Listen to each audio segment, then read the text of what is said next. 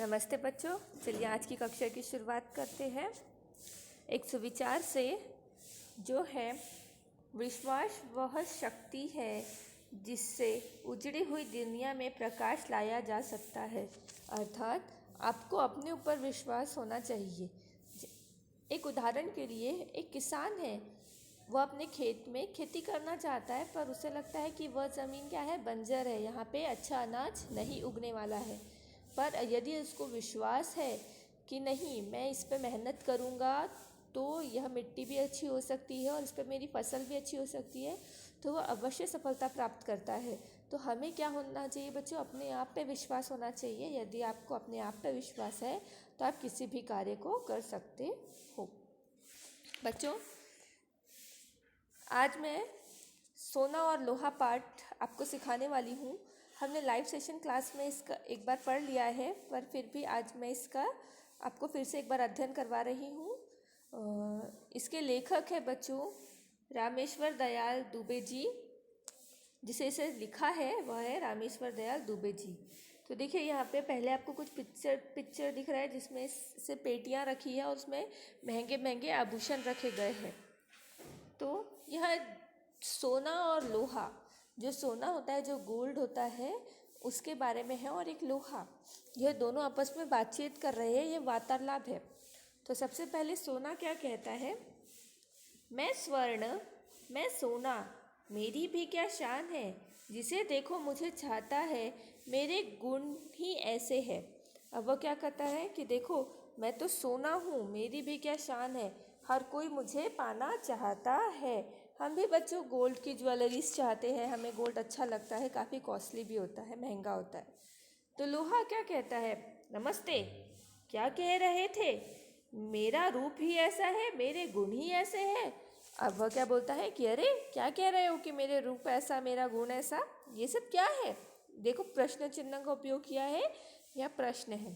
तो सोना क्या कहता है, मैं क्या झूठ बोल रहा हूँ, मेरा चमकता पीला रंग देख, संसार में मैं सबसे सुंदर हूँ। तो सोना लोहे को कहता है कि मैं क्या झूठ बोल रहा हूँ, सच ही तो है, मेरा जो चमचमकता पीला रंग है वह सबको पसंद है और संसार में सबसे सुंदर है। तो लोहा क्या जवाब देता है, सोने, पहले यह तो बता कि तू तिजोरी से बाहर क्यों आया।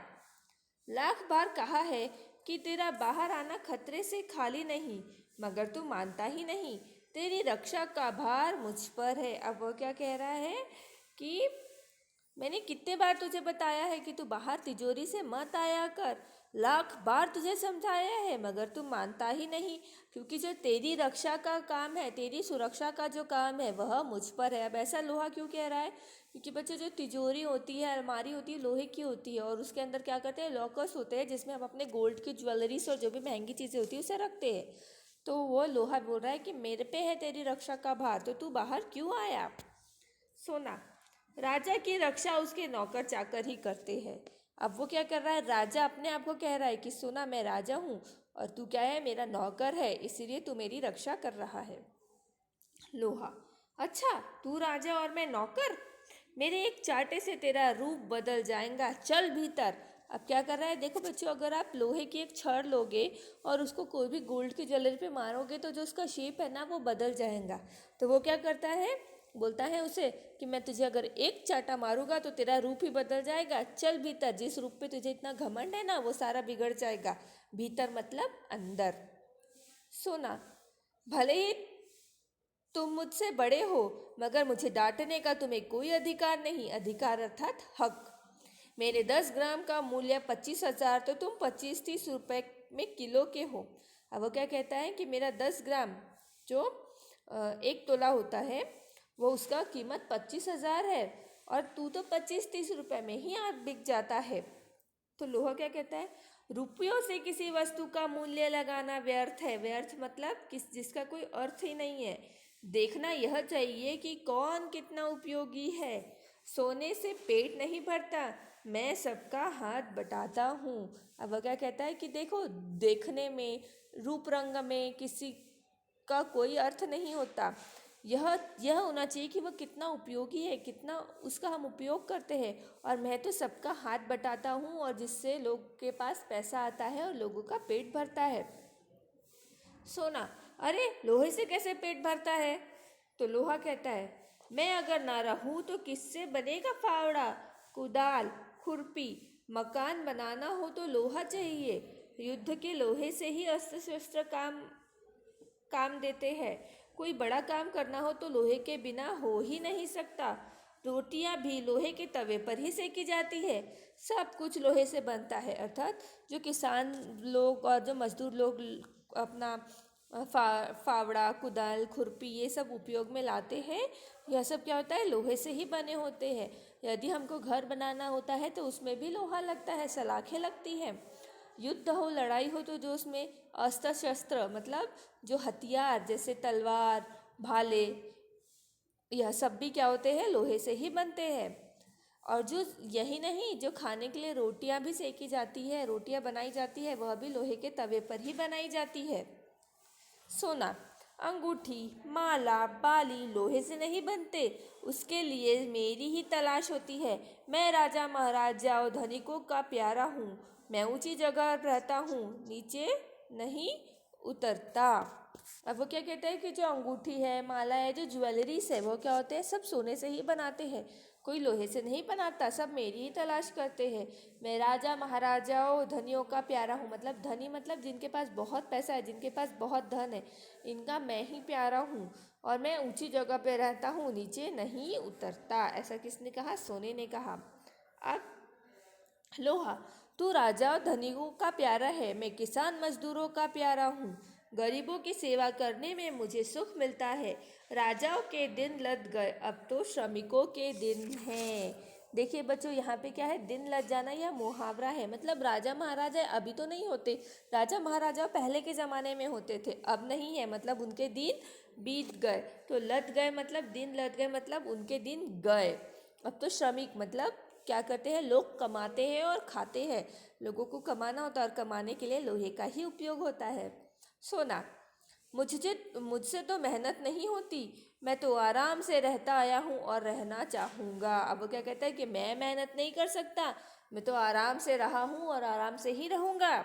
लोहा, आराम हराम है, श्रम में ही जीवन की सफलता है।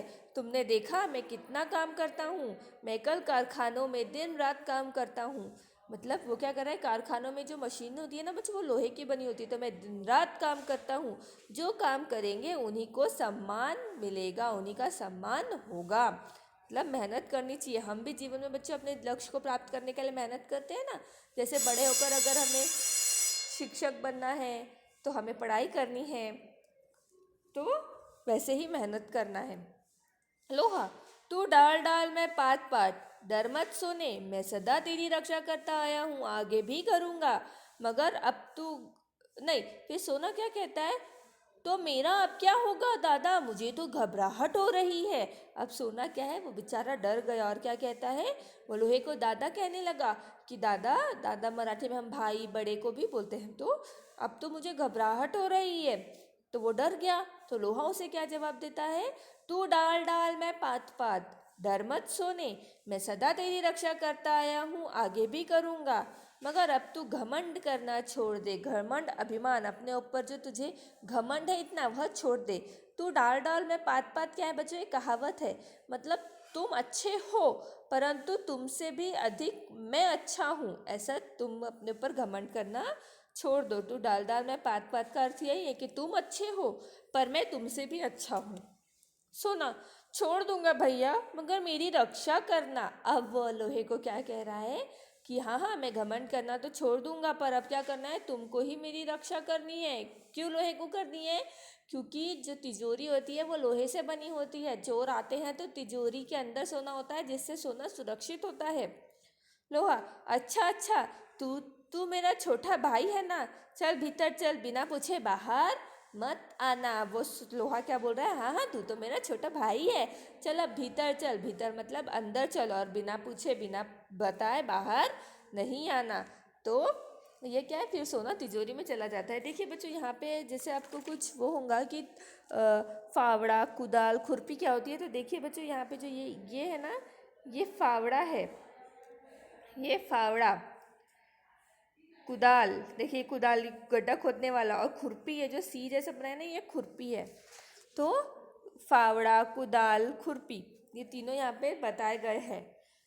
बच्चों, हम अगली कक्षा में, जैसे मैंने आपको बताया था कि हम इसके जो राइटिंग वर्क है अगली कक्षा में करने वाले हैं।